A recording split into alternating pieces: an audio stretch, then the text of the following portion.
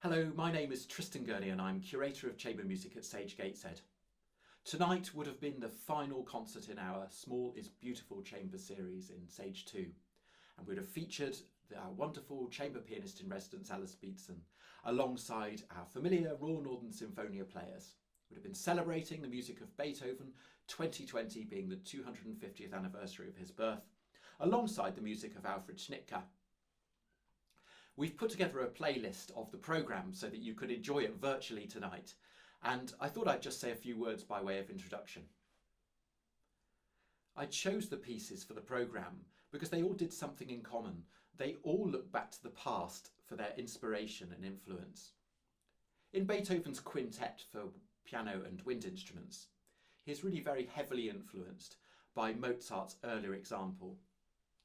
They're both in the key of E-flat major, and they're both in a three-movement form. They finish with a rondo, they have a slow middle movement, and they both start with these slow introductions which move on to allegro sections. Just to appreciate quite how similar these two pieces are, let's listen to them each in turn. Starting off with Mozart, this is the beginning of his quintet.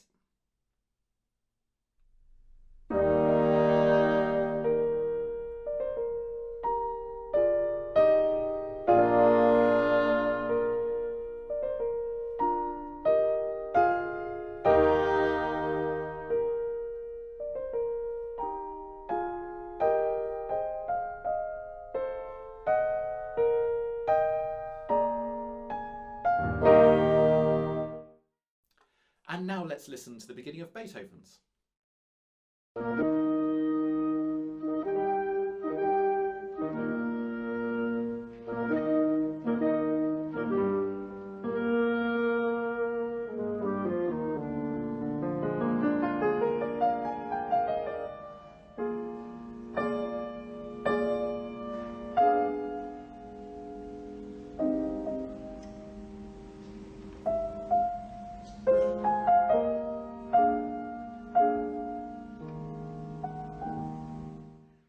So the openings of both pieces are pretty similar, aren't they?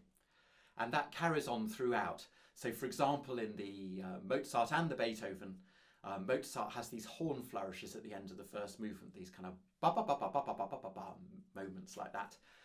Beethoven does exactly the same. He's obviously kind of quoting Mozart there and really perhaps acknowledging that he's in awe of that wonderful quintet by Mozart. But how do they vary then in that case? What's the difference between the two, the main difference? And I think maybe that could be defined by the sort of style and use of the language of the instruments. So Mozart uses the quintet as an ensemble to maybe draw together and create quite a close texture and a voice in its own right, I think. Beethoven perhaps pushes the boundaries the other way, so he is more extrovert with each of the instruments, treating them as concerto instruments. So the texture is much broader and perhaps then therefore more Beethovenian.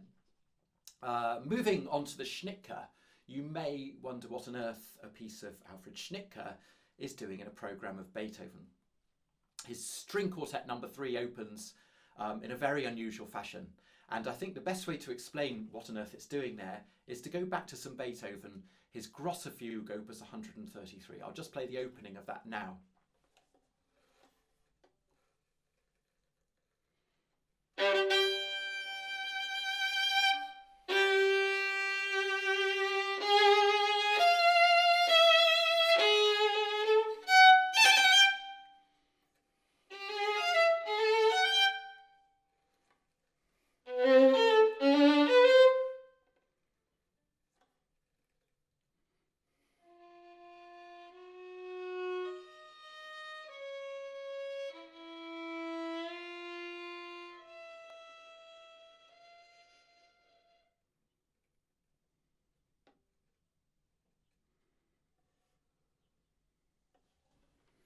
It's quite a distinctive piece of music, and Schnittke must have admired it, because this is how he starts his string quartet number 3.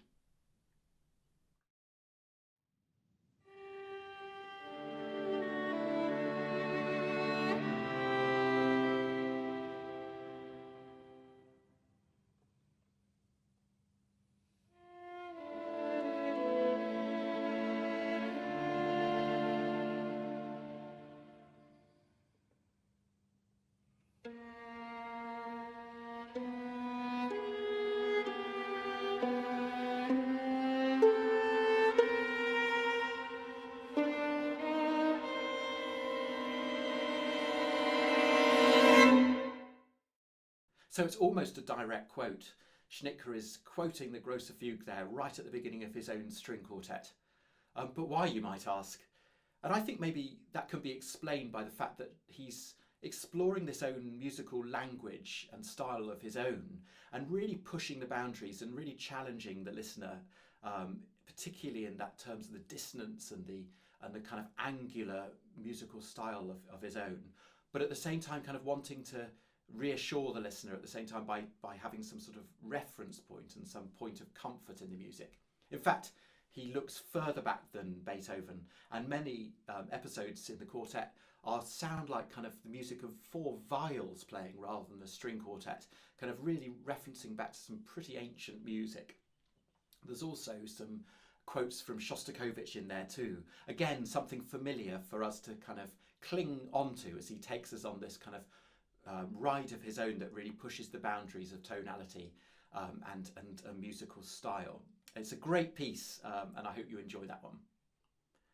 The programme would have finished with Beethoven's Piano Trio, Opus 70 No. 2 in E-flat major. It really is a glorious piece of music. But once again now, even though Beethoven is really thoroughly into his middle period of writing here and creating a definite musical style of his own, he's looking back, and this time to the music of Joseph Haydn. Throughout the trio you can hear references to different symphonies, perhaps most obviously Haydn's Drum Roll Symphony number 103. You can hear this in the first movement. It begins in the same kind of way, in a 6/8 slow kind of start, and then the slow movement as well has this kind of oscillation between C major and C minor, which is familiar in both pieces and probably not a coincidence.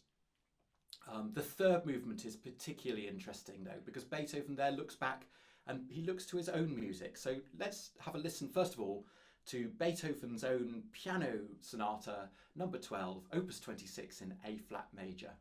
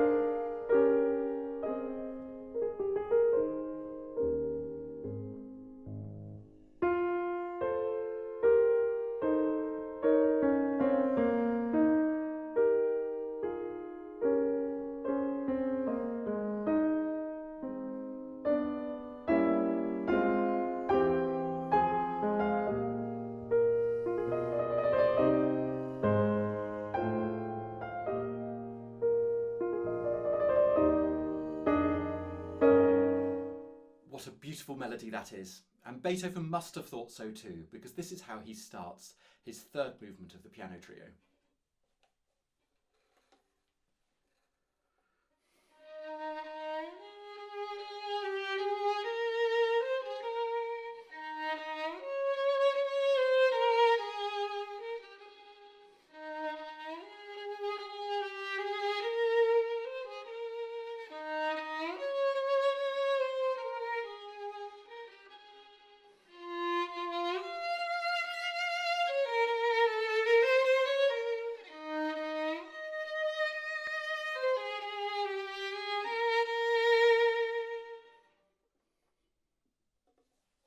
So it's pretty much the same material, this time given a slightly more flowing character, and that's helped along actually by a piano accompaniment that kind of ripples along in the background.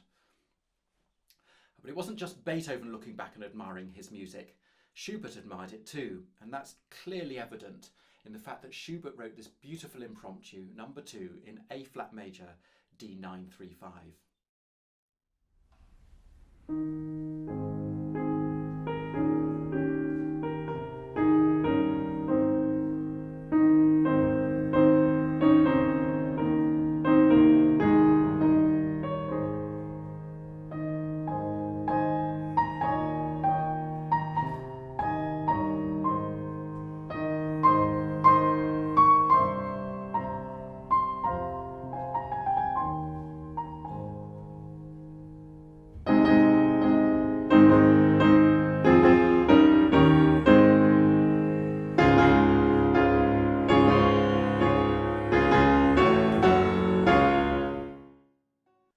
we have Schubert looking back and admiring the music of Beethoven, perhaps in the same way that Beethoven was looking back and admiring the music of Mozart at the beginning of the concert. I really hope you enjoyed tonight's playlist, and we're so sorry not to be able to bring it to you in person, and we can't wait to be back in action and playing for you again. In the meantime, please just stay safe and well, and happy listening. Thank you very much.